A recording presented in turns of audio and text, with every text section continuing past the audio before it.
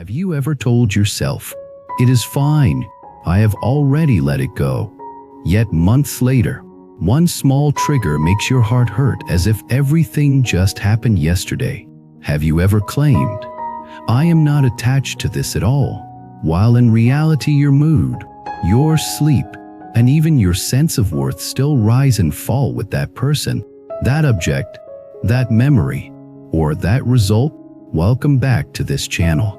Thank you for coming here again, spending this slice of your life not only watching but actually looking inward. Here we sit together and talk about awakening, wisdom, karma, compassion, practice, and destiny, not as empty slogans, but as living forces hidden in the way we cling, in the way we let go. Today we are going to walk into one of the most misunderstood words in spiritual life and in ordinary life: letting go. People say it so easily. Just let it go. You should really move on. Do not be so attached. But for the one who is hurting, these three words can feel like knives. Because if letting go were truly that simple, we would not be looping the same pain in our minds at 3 in the morning. We would not still be stalking an ex on social media, still replaying a humiliation from years ago, still unable to throw away certain objects, still unable to forgive, still unable to forgive ourselves. So in this long conversation, we will not tell you, "Just let it go." We will explore together a deeper question: have you really let it go? Or have you just pressed the pause button on your attachment? We will look at 5 hidden signs that reveal how tightly you are still holding on, even when your mouth says, "I am fine." We will walk through stories: the person who swears they are over a relationship but still checks their phone every few minutes, the employee who left a job long ago but still argues with their ex-boss in their head, the child who grew up poor and hoards objects because they cannot bear to throw anything away, the spiritual seeker who claims to be detached but secretly craves recognition for being above it all. Along the way, we will connect these patterns to deeper principles: how attachment is woven from ignorance and fear, how karma uses attachment as a hook to keep us circling, how compassion and wisdom slowly untie the knots, and how real letting go is not about throwing things away, but about freeing your heart so that destiny can open new paths. If there is any area of your life where you keep asking, "Why can I not move on? Why am I still stuck here? Why does this still hurt so much?" then this sharing is for you. Imagine a person named Daniel. Daniel was in a long relationship that ended 2 years ago.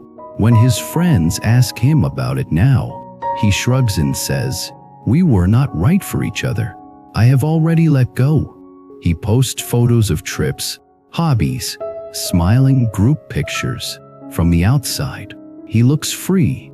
But late at night, when the brightness of the screen fades and he lies in bed, his hand sometimes reaches for the phone almost automatically. He types his ex's name into the search bar, scrolls through old pictures, checks what they are doing now, who they are with. When he sees them smiling with someone new, a sharp, sour feeling rises in his chest. He quickly closes the app and tells himself, "It is nothing. I am just curious." Is this letting go? Or think of Lily, who left a company 3 years ago after a conflict with her manager. She tells everyone, "That job was toxic. I am so glad I left. I have moved on." Yet whenever she meets an old colleague, her body tenses. Within minutes, she is retelling the old story: the unfair criticism, the office politics, the way her manager raised their voice that one time. She goes over every detail, as if trying to prove again and again that she was right and they were wrong. She goes home exhausted, and the rest of her day is colored by anger that belongs to the past. Is this letting go? Or think of George, who grew up in a family where money was always scarce. Now that he earns a stable income, he finds it almost impossible to throw anything away. Old clothes, broken gadgets, containers, old receipts, they pile up in his house. When someone suggests declutering, he feels a strange panic. What if I need this one day? He says, even about things he has not touched in years. Is this letting go? Each of these people would probably claim, in different words, this is not attachment, it is just habit, or just my personality. But beneath the surface, something deeper is happening. Attachment is not just liking something or caring about something. It is when your sense of safety, identity, or worth becomes tied to it. You can care about a relationship and still be able to bless it when it ends. That is deep love. You can enjoy your work and still be able to change jobs when it is time. That is healthy engagement. You can cherish memories and still be able to live in the present. That is gratitude. Attachment, however, says, without this, I am nothing. Or without this, I cannot be happy. Or if I lose this, life is meaningless. And that belief quietly controls your destiny. So how do you know if you have really let something go? Or if attachment is still quietly ruling your mind? The first hidden sign is this: even though the person, object, or situation is no longer in your daily life, your mind still spends a lot of time circling around it. You can think of attachment like a hidden app running in the background of your phone, constantly eating battery. On the screen, you are doing other things, but power is being drained quietly. If you have truly let go, your mind will naturally visit that topic less and less. The memory may still come sometimes, but it will pass through like a gentle cloud. You might feel a soft sadness or gratitude, but you will not get stuck. If you have not let go, your thoughts will keep returning there, especially in moments of tiredness, loneliness, or stress. You will replay conversations, imagine different outcomes, stalk information, or argue in your head with someone who is not even present. This is not harmless. Every mental replay is like rubbing a wound that is trying to heal. The skin might be closing, but your fingers keep picking at it, reopening, bleeding again. Maybe as you hear this, you recognize such a loop in yourself. You might say, but I cannot control my thoughts. They just come. It is true that you cannot stop a thought from arising, but you can choose whether to feed it or not. Let us tell a story. Emma had a friendship that ended badly. There was a misunderstanding, harsh words, and then silence. Months later, she found herself still replaying the last argument almost every night. Her mind insisted on revisiting the memory. If I had said this, maybe they would have stayed. If they had not said that, maybe we could still be friends. One evening, exhausted from this mental drama, she sat down and asked herself honestly, have I really let go? Or am I still clinging to a version of this story where I am right and they come back to apologize? The answer was painful but clear. She was clinging. So she made a small practice. Each time she noticed her mind starting the replay, she would say inwardly, I see you, old story. I choose not to feed you now. She would bring her attention back to her breath, her body, or whatever she was actually doing. At first, the story came back every few minutes, but as she gently refused to rehearse it, the intervals grew longer. Months later, she realized with surprise that she could sometimes think of that friend with a simple feeling of I hope they are well, instead of the old tightness. Letting go had begun, not by forcing herself to forget, but by choosing not to worship the story. The second hidden sign of deep attachment is this: something in your body still reacts strongly to small triggers related to that person or situation. You might think you have let go of a relationship, but when you see a photo of them or a place you visited together, your chest tightens, your stomach knots, your throat closes. You might think you are over an old humiliation, but when someone uses a similar tone or phrase, your face heats up and your hands shake.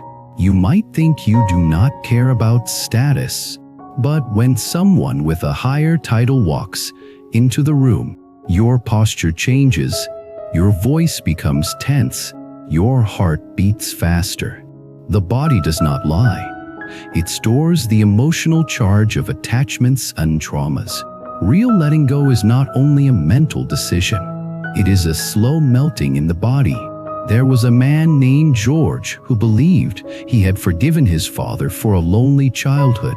He even said, "I understand he did his best. I hold no grudge." Yet each time his father called, his jaw would clench. After hanging up, he would feel exhausted, angry, or numb, even though the conversation had been ordinary. One day in a meditation retreat, the teacher invited participants to bring to mind someone difficult and then scan the body carefully. When George pictured his father, he felt a heavy stone in his chest and a tight band around his throat. Tears came unexpectedly. He realized he had not really forgiven. He had just placed a layer of intellectual understanding over a deeper hurt.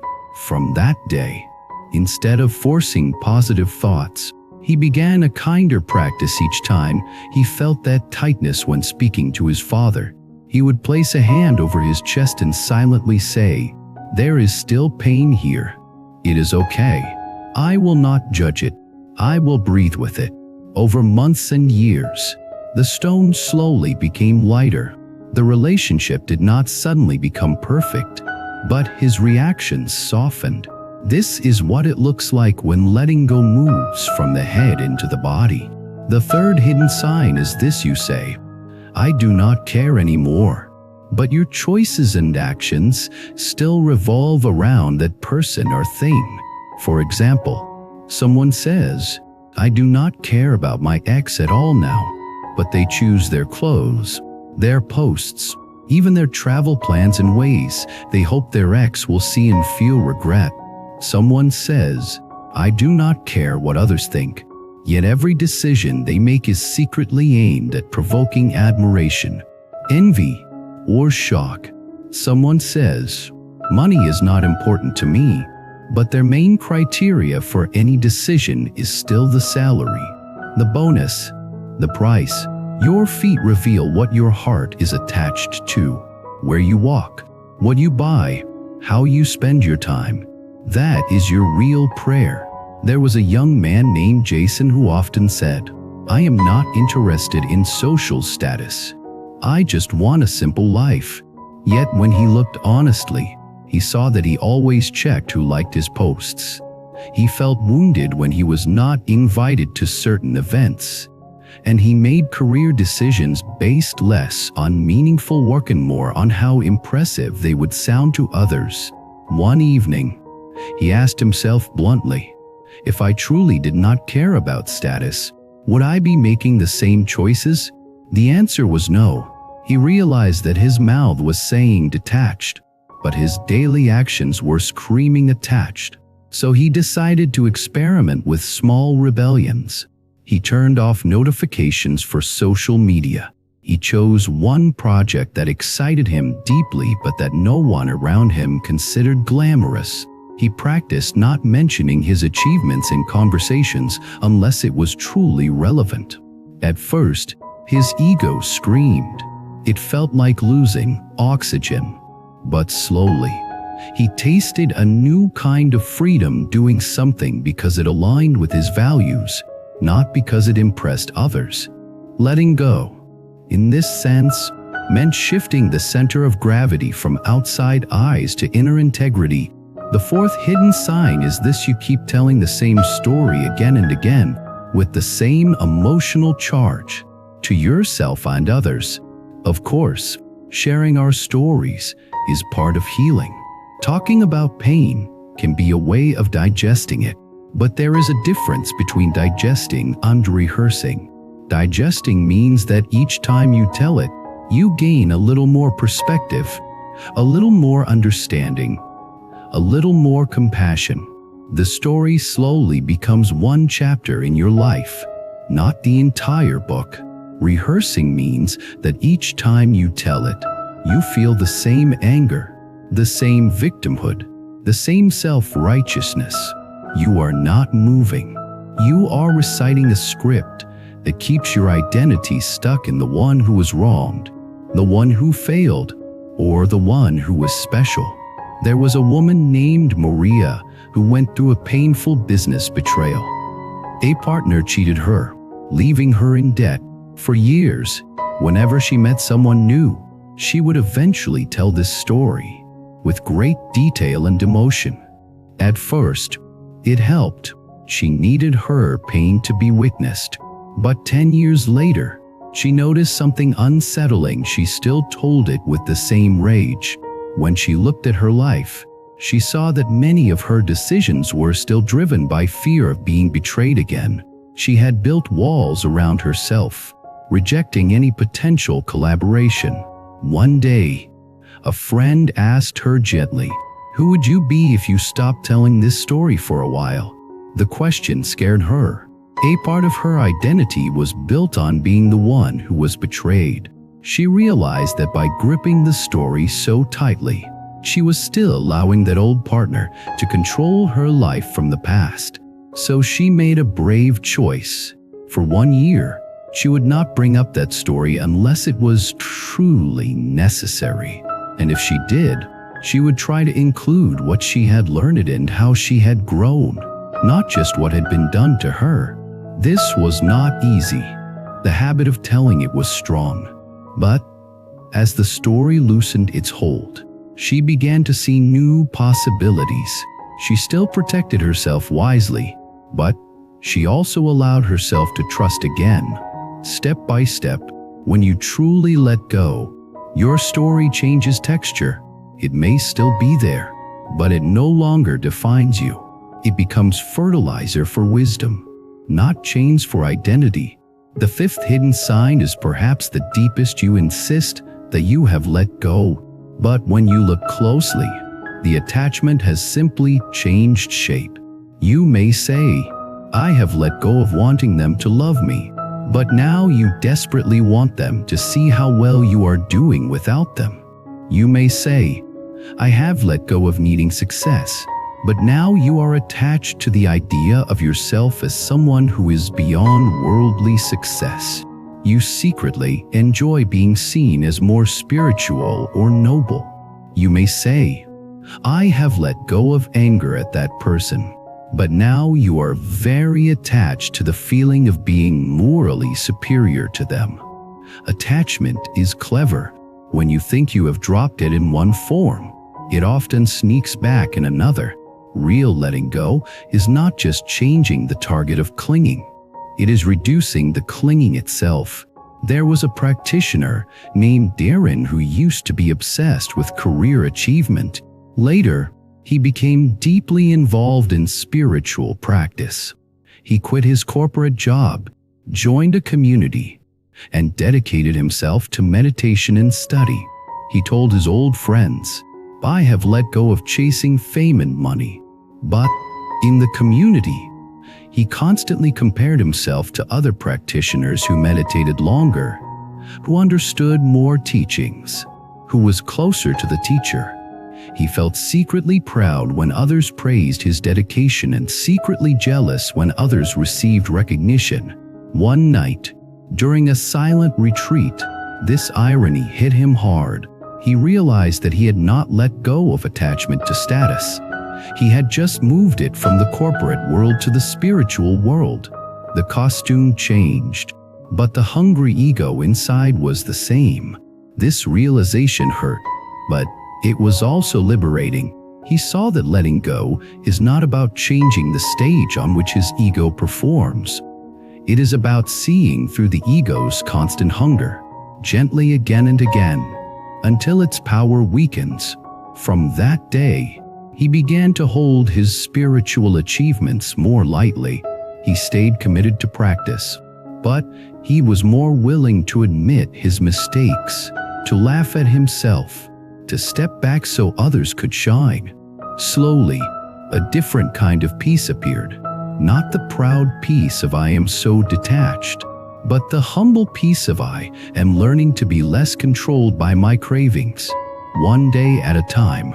Now, after looking at these 5 hidden signs, you might be thinking, so am I attached to everything in my life?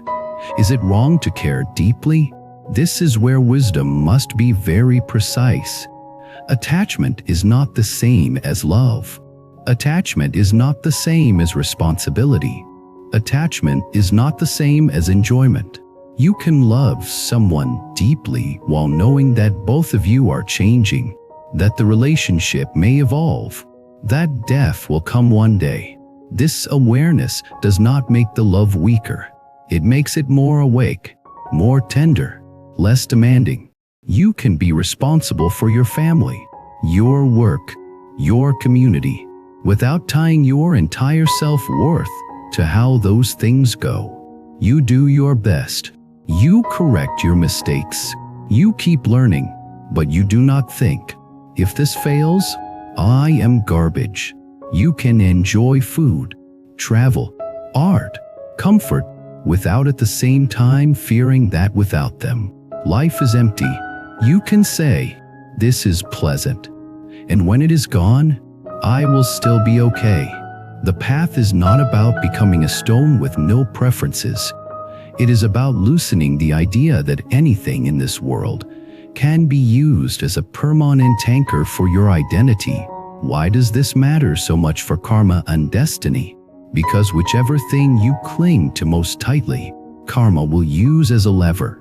If you cling to beauty, life will test you through aging and comparison. If you cling to money, life will test you through gain and loss.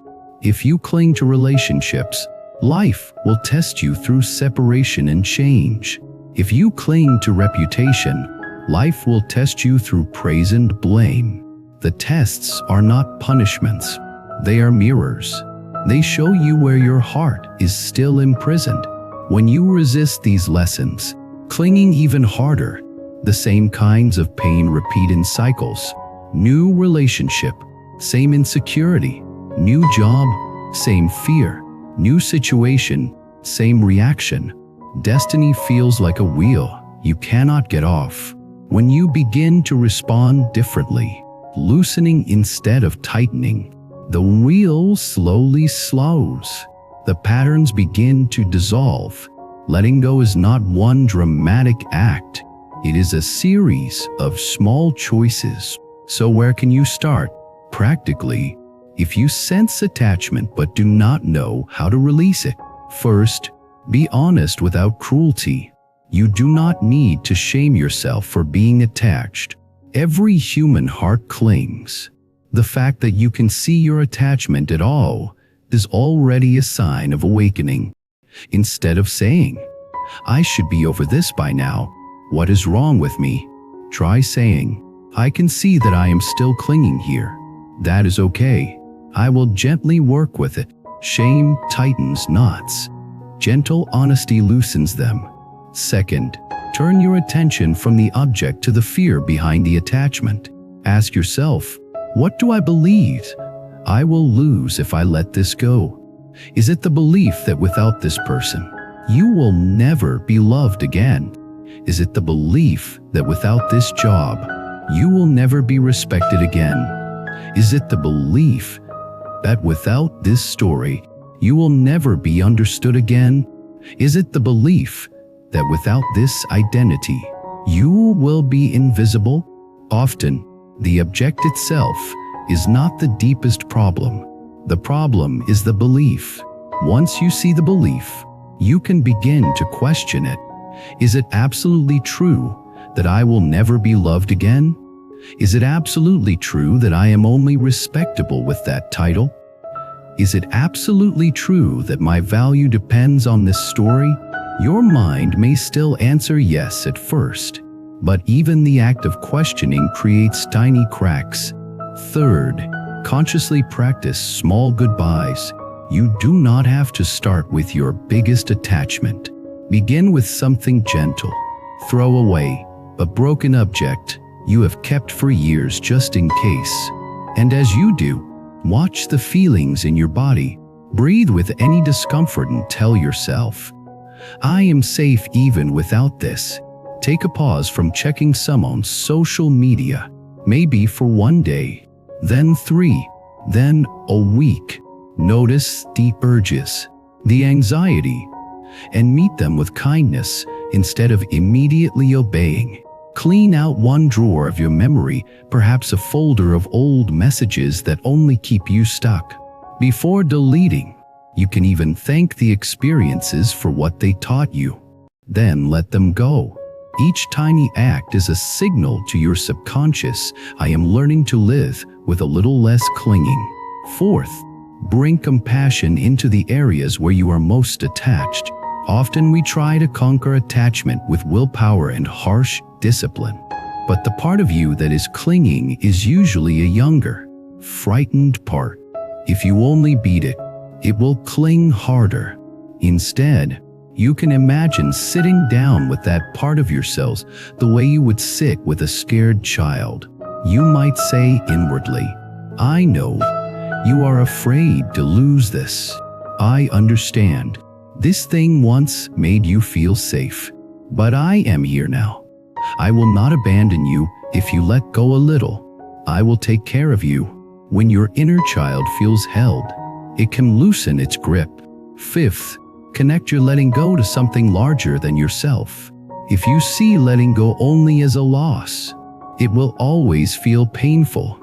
If you see it as making space for something deeper, it becomes meaningful. Maybe by letting go of one old dream, you free energy to support others in ways you never could before. Maybe by letting go of one resentment, you free your heart to love more widely. Maybe by letting go of one object, you free your space to invite calm and clarity.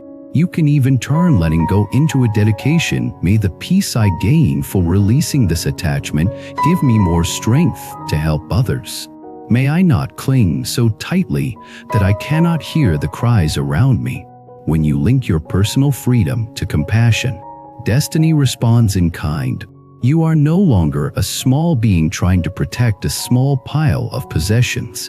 You are becoming a channel through which wisdom and kindness can flow. As we come toward the end of this long reflection, I want to ask you gently, is there one thing in your life right now that you say you have let go of, but that still controls your mood from the shadows? Maybe it is a person. Maybe it is a past version of yourself. Maybe it is an image of perfection you can never reach. Maybe it is a certain outcome or dream. You do not have to fix it all now, but you can start by acknowledging it. You can whisper, even just to yourself, I see you. I see that I am still holding on here. I am willing to start loosening my grip. Then, choose one small step. It might be not checking something for one day. It might be not telling one old story today. It might be throwing away one object that no longer serves you. It might be breathing through one trigger without acting on it. Each small step is like a thread in a knot being gently pulled. Over time, the knot loosens. Letting go is not losing. It is returning what was never truly yours to possess, and reclaiming what was always yours, the freedom of your own heart. Real letting go is an act of deep wisdom. It sees that everything in this world is changing, that trying to freeze it only brings pain. It trusts that when one door closes, the space it leaves can become a garden if you are willing to plant new seeds. Real letting go is also an act of great compassion. It stops demanding that people, things, and life play roles they cannot play, and it allows them to follow their own path. It stops torturing yourself with should have and must have. And it allows you to rest in this is where I am. And I can walk forward from here. If something in this sharing has resonated with you, if a story reminded you of your own clinging, or if a sentence opened a small window of relief, I would be honored to hear from you. You can share in the comments what you thought you had let go of, but realized you were still carrying. You can share a moment when you truly did release something, and how your heart felt afterwards. You can share what small step you want to take, starting today, toward a freer relationship with that one thing you are still holding. Your experience may be the exact mirror someone else needs tonight when they are sitting alone with their own attachments and wondering if they are the only one. If you would like to keep walking together through themes like awakening, wisdom, karma, compassion, practice, and the subtle ways in which letting go rewrites destiny, you are warmly invited to subscribe to this channel. If this video has given you company, clarity, or courage, you can support this space by liking the video, leaving a comment, sharing it with a friend who might be struggling to let go, or joining as a member so that we can continue creating long, in-depth content for your journey. Thank you for staying until the end, for being willing to look directly at the places where your heart still clings. May you treat those places not with harshness, but with patience and wisdom.